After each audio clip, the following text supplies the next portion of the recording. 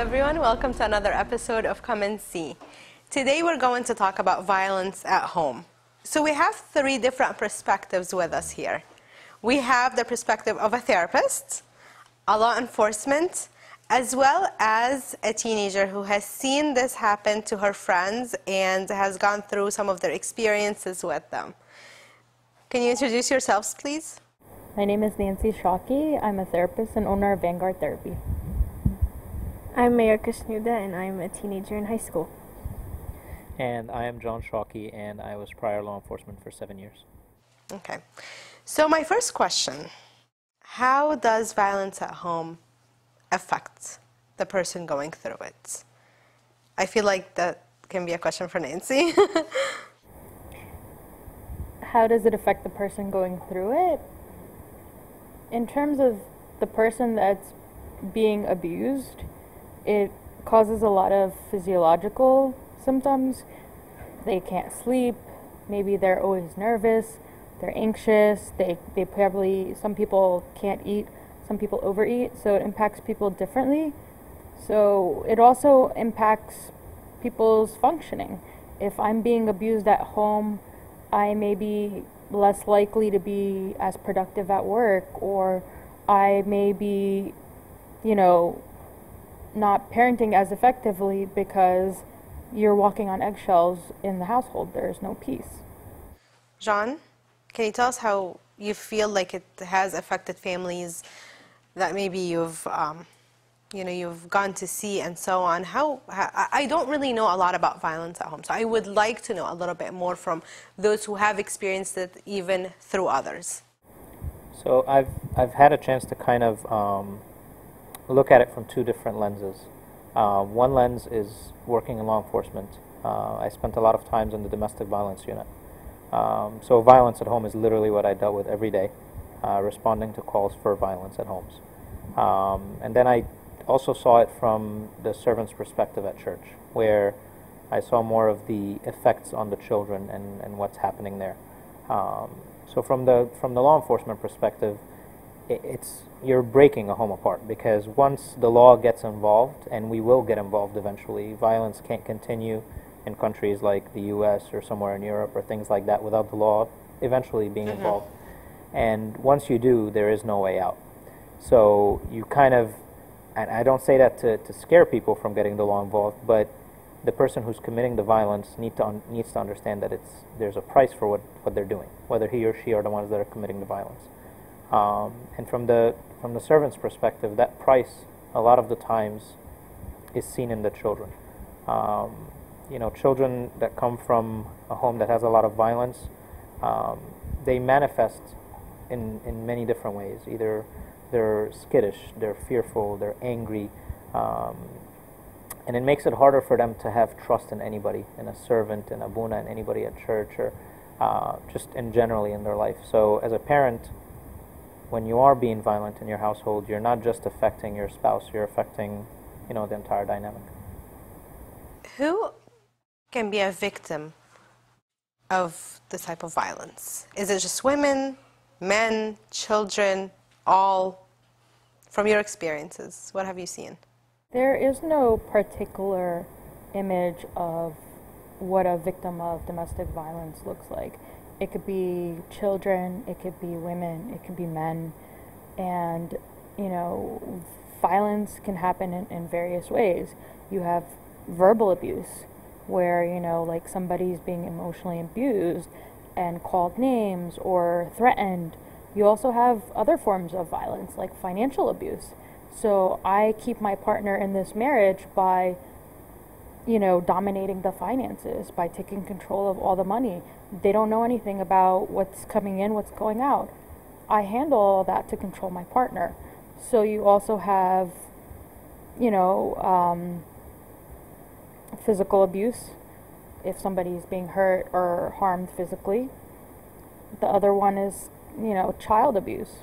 Children are being neglected. They're not being fed. They're not being nurtured emotionally. They're not being taken care of, with their academics. There's neglect and abuse there. So there is no particular individual of what you know, family violence looks like, people always assume that it's just a female that is the victim of domestic violence or family violence.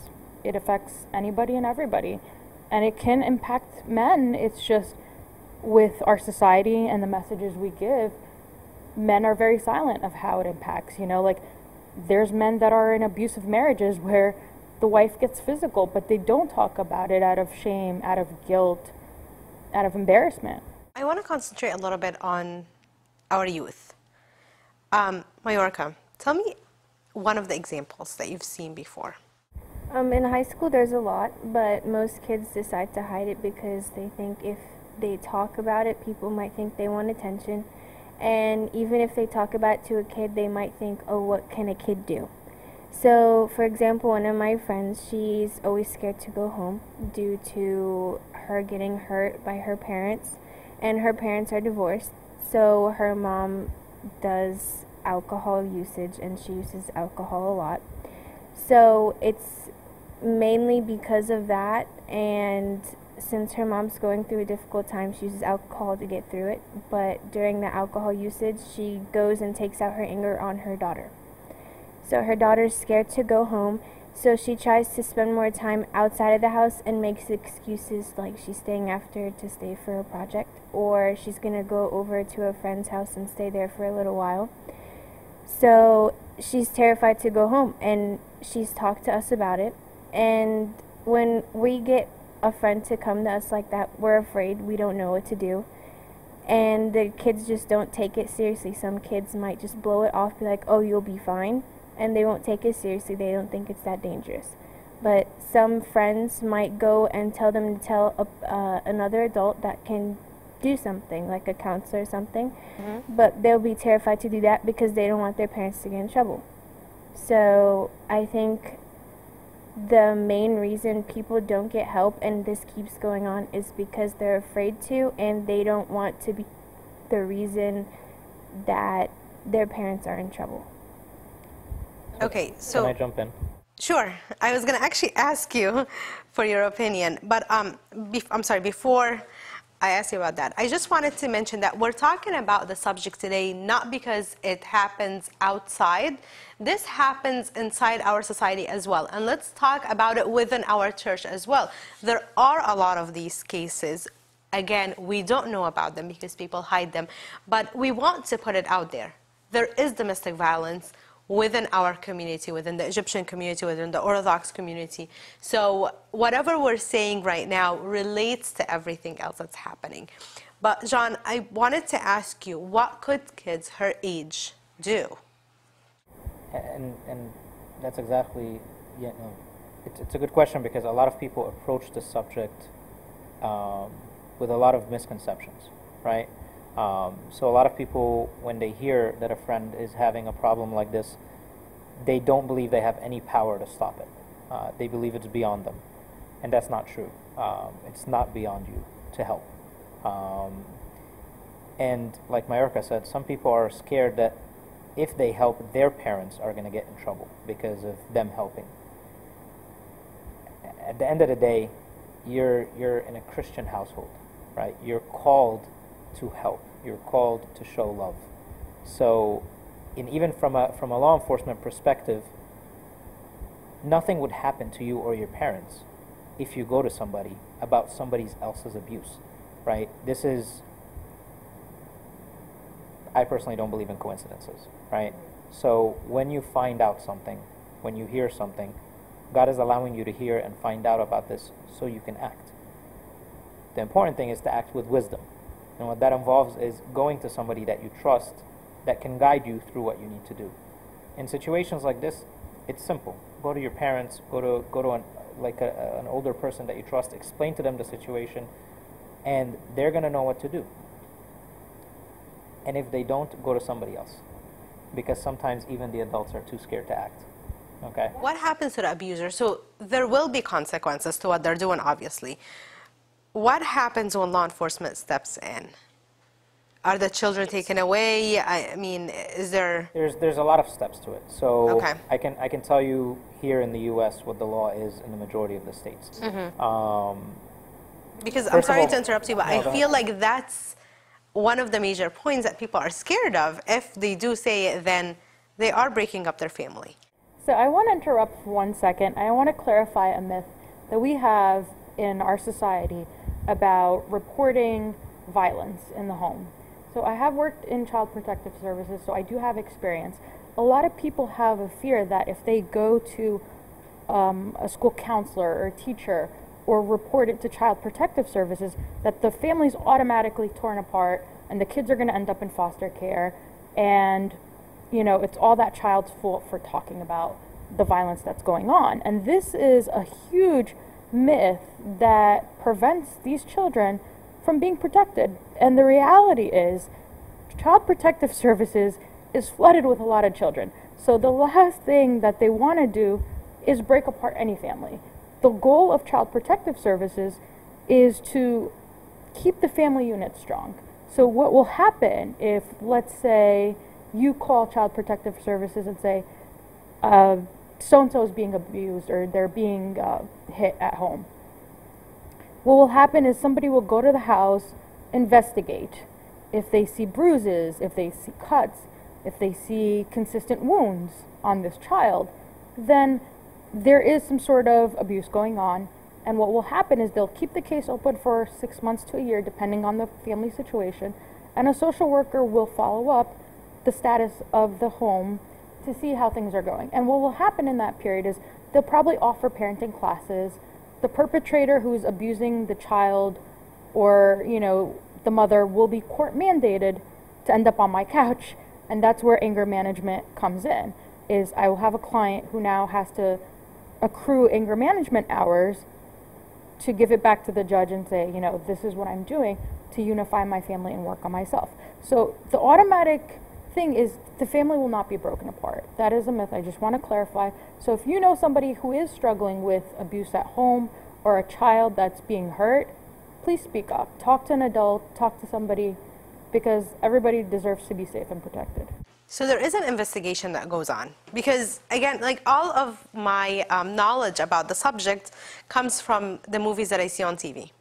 And in the movies, it seems like as soon as you report something like that, the kids are snatched from their families and put in foster care, and they're put in the system, and then they get abused in the system, and they I don't know, they come out depressed and so on. So I think we definitely do have a very negative view of the subject and of what happens. So just to clarify, there is an investigation that happens. It's not something that happens automatically. John, is there something that you want to add to this? No, I mean, what Nancy said is perfect. It's not such an automated process as you would think it would be, right? It does take a long time. It's an accumulation of events. It's not a one event and all type situation. So if abuse happened and law enforcement was called, or the person was brought in and talked to with a therapist or something like that, that's not an automatic, that's not a, you're not going to get thrown out of your house. Your children are not going to be taken from you. There's a bunch of steps that the system goes through, just because, like Nancy said, you don't actually want to bog down the system by taking every child away from their family. You don't have the resources to take care of them. So, but the steps are there to kind of adjust the behavior of the person doing the abuse. It's giving them a chance to adjust themselves and to become a better person by law. Okay. Right? Because sometimes you need that push, you need that reality check that if you don't do this, you will lose your child. Maybe not today, but in the future if you don't take the steps necessary.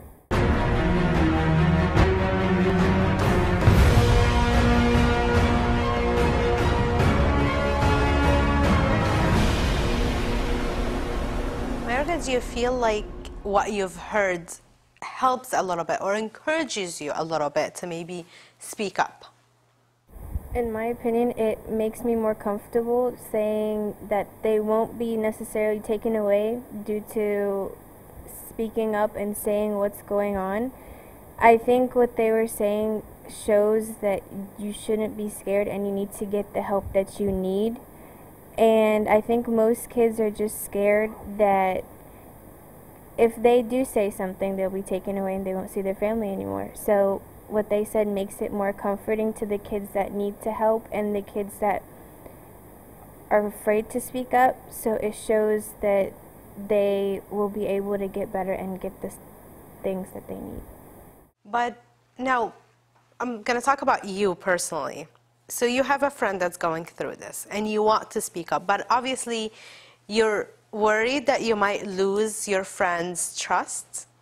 Am I kind of correct? Okay. So how will you work on convincing your friends that maybe they should speak up, or that this is the right thing to do? Now you're convinced that it's the right thing to do. So how would you actually convince the person that's going through it? When it comes to convincing the person going through it, it's more difficult because you don't know exactly what they're going through and you're not feeling it yourself. So they're going to think, oh, they just want me to get better, so I would stop going to them and telling them stuff.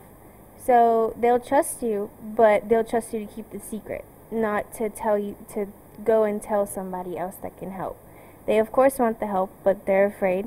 And I think a way you can try to help them is if you get advice from like a professional like Nancy and like see it from their point of view. You don't have to tell them your issue, but you would see what would actually happen. Okay. And they would understand from their point of view what might happen if they decide to get the help, and I think that would be more convincing to them.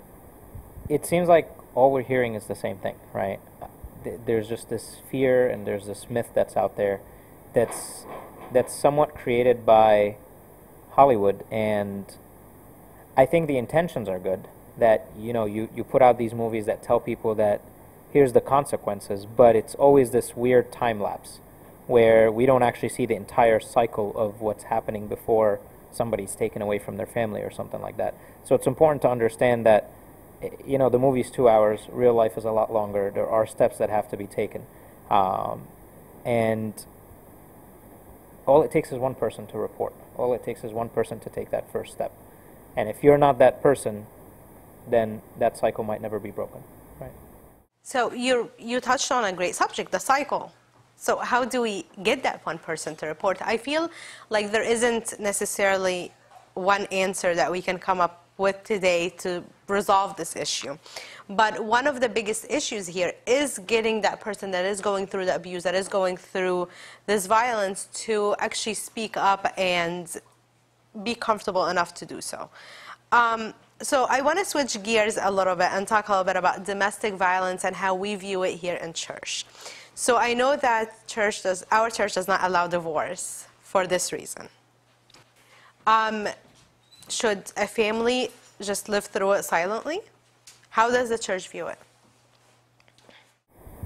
I think from the perspective of the church, there's almost a threshold, Okay. right?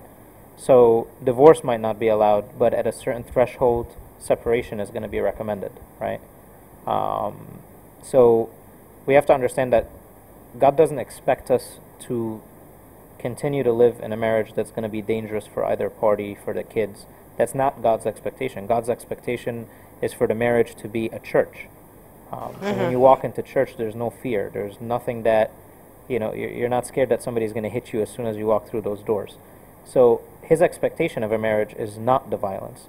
So even though our church doesn't allow for divorce, because it's still an issue that can be fixed if the person chooses to go to counseling, take certain steps to better themselves. But the person that's being abused, I think either them or somebody close to them that's seeing this, they have to kind of push the envelope and take those first steps. And I think the church will support them. I think a lot of people are under this misconception that the church is blind to what's happening in society, and it's not. It's very aware, and it's very in touch with what's happening in society. Sometimes the steps the church is choosing to take is to give everybody the opportunity to take those. It's exactly like the law. Like, the law doesn't snatch your kids right away. The church is not going to divorce you or separate you right away. There are steps, but there is that threshold. When you reach that threshold, the church will step in. Mayurka, I have a question for you, and I'm not going to put you on the spot and ask you for an example, but have you seen any of your friends at church go through this? The divorce, or? No, the domestic violence. When it comes to domestic violence, I think it's mainly verbally And Okay. it happens at our church because at our church no one can really hit each other at church. It's known to be, that's a big no at church because that's what we've learned that.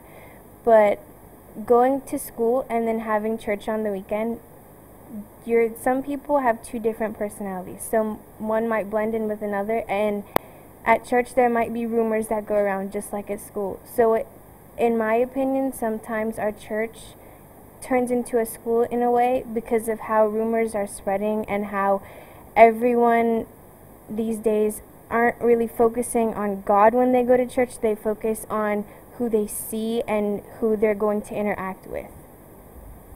So I see it in a verbal way more than an actual physical way. Okay.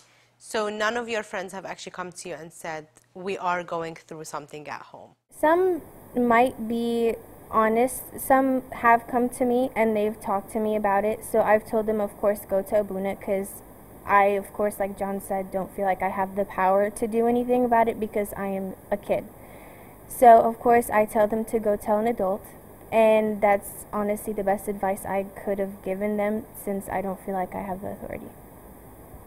So, coming from an Egyptian household, I want to touch on the subject really quick. Where does discipline stop, and when does it turn into violence? I think we've all gotten, spanked or every once in a while growing up.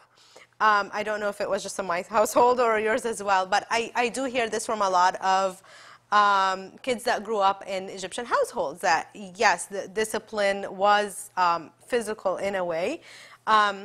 We got yelled at, and I think we turned out pretty well, but where does it become abuse? Nancy? If you want to study, the risks of corporal punishment, like, yes, we may have turned out okay, but there's also other internalized risks, that we talked about in an episode before about self-esteem. So if I come from a home where I'm constantly getting hit, my self-esteem is going to be very low. Like John said earlier, these kids, they're very anxious, they're skittish, they're not secure in themselves. And if you're trying to build strong, functioning adults that are also have strong emotional well-beings, then it's important that it's not just we're looking at a quick fix. Like, corporal punishment is a quick fix. It's inducing fear on this child. Like, I'm going to slap you and I'm going to induce fear. Now, if you want to get into like the law and the legal stuff, according to Child Protective Services, it's considered abuse when you are spanking somebody and it leaves a mark, or there's a bruise or a cut. So if I spank my kid and there's no mark and there's nothing there, then it's meaningless. There has to be some sort of mark, bruise, cut. Again, I'm not saying this to justify child abuse or spanking or corporal punishment. There are better alternatives to parenting that I strongly suggest. So from what I'm understanding... Wait. Okay. So, growing up, my mom used to use the ship all the time, right? Yeah. And, I mean, I understand what Nancy's saying, right? Because a part of it is very difficult to deal with as a child when you know that the ship is coming out, or like that whatever's happening in your household, like the belt or whatever's, But I think it's when you're hitting a child while angry, I think that's abuse. I think that's when, and I think that's why by law, corporal punishment is okay unless you leave a mark. Because So when there's hold on. anger, you're losing control. So you're saying that we hit our children when we're not angry? Yes, I think that's the difference between corporal punishment and abuse, from Okay. my perspective at least. Obviously, Nancy has the therapeutic aspect of it, but I think there's a huge difference between corporal punishment and hitting your child in anger. Hitting your child in anger is abuse because you're doing it out of loss of self-control. But when you're punishing your child using corporal punishment, you should not be angry doing it, right? So there's a big difference Okay. between my mom running like crazy around me in the apartment with the ship going, I'm going to kill you, she's lost control, right? Or when she calmly sits on the couch and says, "Ta'ala habibi, I'm going to show you the ship." You know, you haven't lost control there. That's corporal punishment. So I mean, that's how I think about it. It's, you know, what state of mind are you in when you're actually doing it? Okay, so from what I'm seeing is Nancy says it's a no-no in all situations. And John says that it can be justified at times. So just to wrap up really quick, and again, I'm going to go to Nancy for this one. Looking at our teenagers, how does this affect them? And does it start affecting them when they're young? When it depends on what you're aiming it towards. Like, again, when I said corporal punishment, like, I do agree to some extent, you know, like, it's not the most ideal form of discipline, but again, people do use it. I've had parents tell me that they've spanked their child, but it depends on how the method is executed. So if I am grabbing my shoe and I lost control of my emotions and I allow the anger to execute that parenting style, then I'm doing it not with the intent to discipline, but with the intent that I'm frustrated or I lost control as a parent and I want to regain control. So there's better alternatives that we can use as parents to discipline our children. I mean, I'm not saying no completely, but it should be a last resort. There's other options that we can try. And when it comes to our children, we want to build parenting relationships where there's respect, not fear. So I want my child to respect my authority as a parent. I have kids that they don't. They are afraid of their parents. I can't have a relationship with my dad because if I tell him something, he may like yell at me and flip out and hit me. So I'm going to keep it secret. And it causes dangerous habits. Like kids start lying. Kids start, you know, making excuses and doing things they shouldn't be doing. So it opens gateways to other unhealthy behaviors and habits. So it's best that we have an open relationship where we could communicate and at the same time we set boundaries, we set structure, and there's discipline. Okay. I want to ask Majorca if nowadays there's a ship being used or there's like, if it's different. I don't know. Nowadays, when I was younger, of course that happened, yeah. But for at least my family, they feel like since I've grown up, they don't think hitting or violence really works these days, because when we were younger, of course, we'd be terrified, but nowadays we're more out there and we're not that scared of it. I mean, we'd get hit and then the next day we'd like go back to it. Like we know we're gonna get hit and yet we still go back to it. But when we were younger, they'd use it as discipline, but nowadays it's just not as effective. Domestic violence can be found everywhere. It can be in our schools, in the church, and even at home. So how do you help? Well, it's simple. If you see it or know about it, then do something to help that person. Don't turn a blind eye to it. Thank you, and we'll see you next time on Come and See.